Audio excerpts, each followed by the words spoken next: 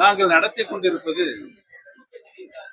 அனைத்து இந்திய அன்னார முன்னேற்ற கழகத்தினுடைய அடிப்படை தொண்டர்களின் உரிமைகளை மீட்டெடுக்கின்ற பாதுகாக்கின்ற கழகமாக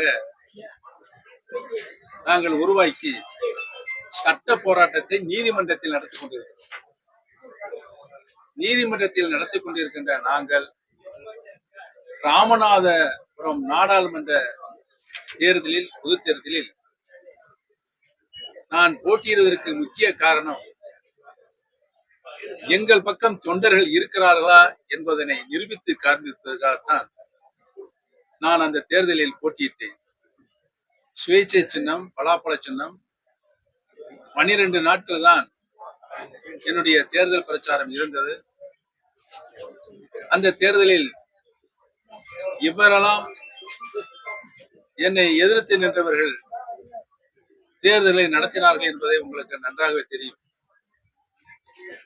தமிழகத்தில் இருக்கின்ற பல்வேறு தொகுதியில் இருந்து ஓ பன்னீர்செல்வத்தை 6 பேர்களை ஓ பன்னீர்செல்வமாக அங்கு கொண்டு வந்து நிறுத்தினார்கள். அவர்களெல்லாம் அங்கு வந்து நிற்பதற்கு செய்த சதி, எப்படியாவது பன்னீர்செல்வத்தை தோல்வியடைய செய்ய வேண்டும், தொண்டர்களும் அவர் பக்கம் இல்லை, மக்களும் அவர் பக்கம் இல்லை என்ற நிலையை நாங்கள் உருவாக்க வேண்டும் என்று செயற்கையாக செய்த சூழ்ச்சி தான் அது என்பதை நான் முதலில் தெரிவித்துக் கொள்ள கடமைப்பட்டது. கடம்பூர் ராஜு நாங்க எல்லாமே ஒன்னா தானே இருக்கோம், நாங்க எங்க பிரிஞ்சிருக்கோம், எல்லாமே ஒன்னா இருக்கும், அவர்தான் தனியா இருக்காரு அப்படிங்கிறாங்க. தமிழ்நாட்டு மக்களுக்கு அது தெரியும், பிரிந்திருக்கிறோமா ஒன்றாக இருக்கிறோம் என்று தெரியும். ஒரு பொய்யை திரும்ப திரும்ப சொன்னால் அது உண்மையாக விடாது என்பதை நான் கடம்பூர் ராஜு அவர்களுக்கு தெரிவித்துக் கொள்ள கடமைப்பட்டேன். இன்றைய கூட்டத்தில் நீங்க எடுத்த முடிவு என்ன? இந்த கூட்டத்தில் இன்னைக்கு ஆலோசனை கூட்டம் மாவட்ட அளவில் நடத்திருக்கீங்க. இந்த கூட்டத்தில் கழகத்தினுடைய அனைத்து தேனி மாவட்டத்தில் கழகம் ஒன்றாக இருக்கும்போது என்னென்ன நிர்வாகிகள் இருந்தார்களோ அவர்கள்லாம் அப்படியே இருக்காங்க. அவருடைய மனதின் குரலாக அறிய வேண்டும் தான் நான் இங்கு வந்து இந்த கூட்டத்தை கூட்ட சொன்னேன். மாவட்ட கழக நேற்று தான் சொன்னேன். அனைத்து நிர்வாகிகளும் இங்கு வந்திருக்கிறார்கள். அனைவரும் ஒருங்கிணைந்த குரலாக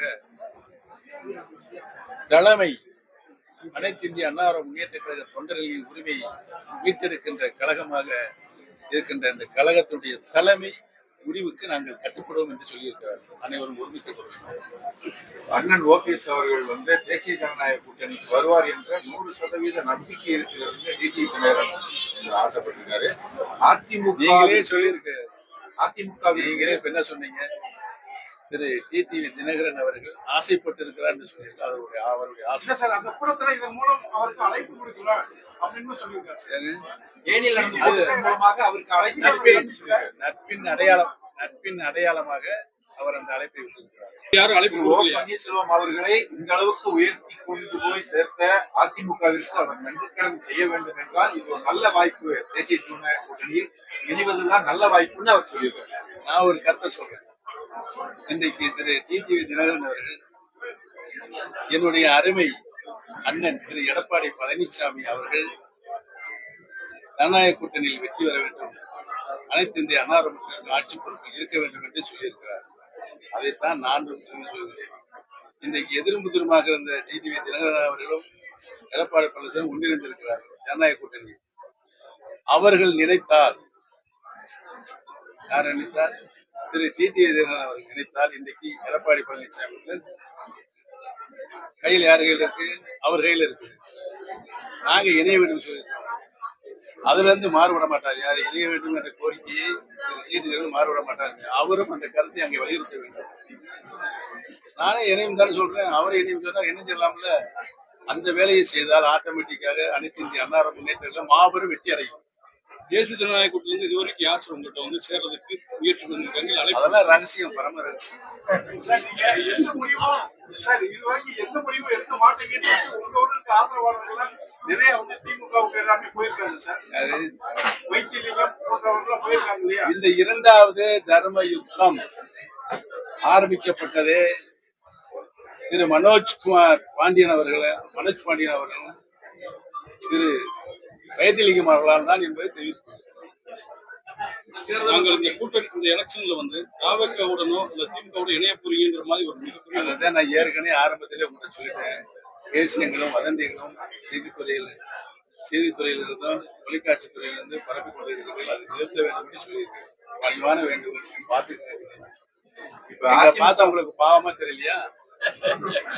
அந்த மாதிரி பொய் செய்திகளை வெளியிட்டு கூட இருக்கீங்க. இப்ப அண்ணன் எந்திரிச்சு ஏதோ கொஞ்சம் சத்தம் போட்டு பேசினார், பொறுமையா இருங்கப்பா பொறுமையா இருங்கப்பா. அதை வந்து இங்க குழப்பம் ஏற்படுன்னு ஒரு பத்திரிகை ஒரு தொலைக்காட்சியில் போட்டு இது எந்த விதத்துல நியாயம் இருக்கு சொல்லுங்க. அதிமுகவோட கூட்டத்தை அமர்த்திட்டு யாரையும் சண்டை உள்ள எல்லாம் சமாதானமா ஒருங்கிணைந்து அண்ணன் பேர் தான் நாங்க கருத்து பரிமாறி